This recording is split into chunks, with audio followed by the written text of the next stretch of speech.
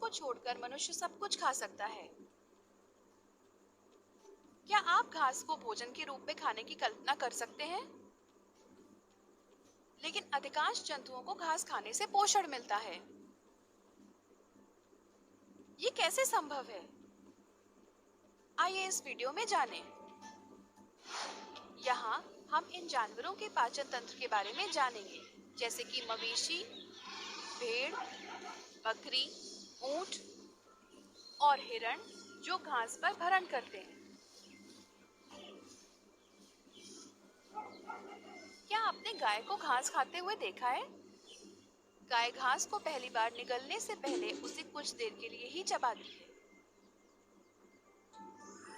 एक बार निगलने के बाद लार के साथ भोजन आमाशय में चला जाता है। घास खाने वाले जंतुओं के आमाशय में 4 भाग होते हैं: र्यूमेन, रेटिकुलम, ओमेसम और एबोमेसम। भोजन का ठोस भाग र्यूमेन में चला जाता है, जहां ठोस भोज्य पदार्थ मिश्रित होता है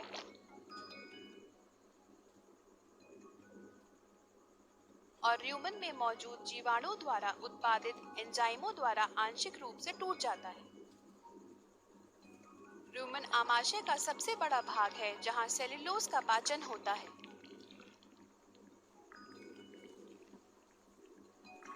भोजन को ग्रसिका के माध्यम से मुंह में वापस धकेल दिया जाता है, जहां जुगाली होती है। जुगाली रोमन्थन भोजन को चबाने की प्रक्रिया है और ऐसे जंतुओं को रूमिनेंट कहा जाता है।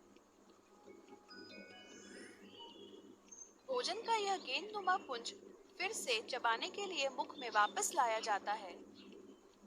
यही कारण है कि आपने गायों को ना खाते हुए भी चबाते हुए देखा है। इस प्रकार सेल्यूलोज के पाचन में र्यूमेन एक महत्वपूर्ण भूमिका निभाता है, जो कई जंतु और मानव पचा नहीं पाते हैं। औसतन मवेशी दिन में लगभग 6 से 8 बार अपने रोमन्थन को चबाते हैं, जो एक स्वस्थ आदत है, क्योंकि यह उचित पाचन में मदद करती है। इससे उन्हें अधिक चारा खाने और अधिक दूध का उत्पादन करने में मदद मिलती है।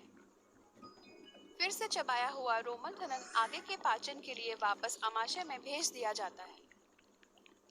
आमाशय से आंशिक रूप से पचा हुआ भोजन छोटी आंत में प्रवेश करता है।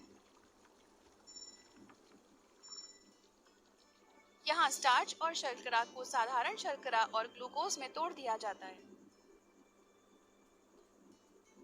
छोटी और बड़ी आंत की संधि पर बहिर्गमन जैसी थैली होती है, जो सीकम या अंधनाल होती है। सीकम में सेल्यूलोज का पूर्णतः पाचन होता है। खनिज अवशोषण बड़ी आंत में होता है, जहां से अपचित भोजन मालाशय में चला जाता है और अपशिष्ट के रूप में बाहर निकाल दिया जाता है। रूमिनेंट जंतुओं का पाचन तंत्र बहुत ही विशिष्ट होता है। सारांश: मानव सब कुछ खा सकते हैं, लेकिन घास नहीं खा सकते। अन्य जंतु जैसे ऊंट, भेड़, बकरी, हिरण और मवेशी पोषण पाने के लिए घास खाते हैं। गाय घास को निगलने से थोड़ी देर पहले उसे चबाती है, जो लार के साथ आमाशय में चली जाती है। भोजन र्यूमेन में प्रवेश करता है, जो आमाशय का सबसे बड़ा भाग होता है, जहां सेल्यूलोज का पाचन होता है। ग्रसिका के माध्यम से भोजन को फिर से मुंह में वापस धकेल दिया जाता है, जहां जुगाली होती है। जुगाली करना भोजन चबाने की प्रक्रिया है और ऐसे जंतुओं को रूमिनेंट कहा जाता है।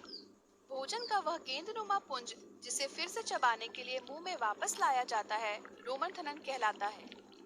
स्टार्च छोटी आंत में पचता है, जबकि सेल्यूलोज र्यूमेन में टूट जाता है। सीकम एक थैली जैसा बहिर्गमन होता है, जहां सेल्यूलोज का पूर्णतः पाचन होता है। मलाशय के माध्यम से अपचित भोजन अपशिष्ट के रूप में उत्सर्जित होता है। तो अब आप जान गए हैं कि गाय, भैंस और अन्य घास खाने वाले पशु खाना न खाने पर भी लगातार क्यों चबाते रहते हैं। क्या आपको लगता है कि हम मवेशियों की तरह सेल्यूलोज को पचा सकते हैं? खैर, सभी उत्तर पाने के लिए मानव पाचन तंत्र को याद रखें और अधिक जानने के लिए हम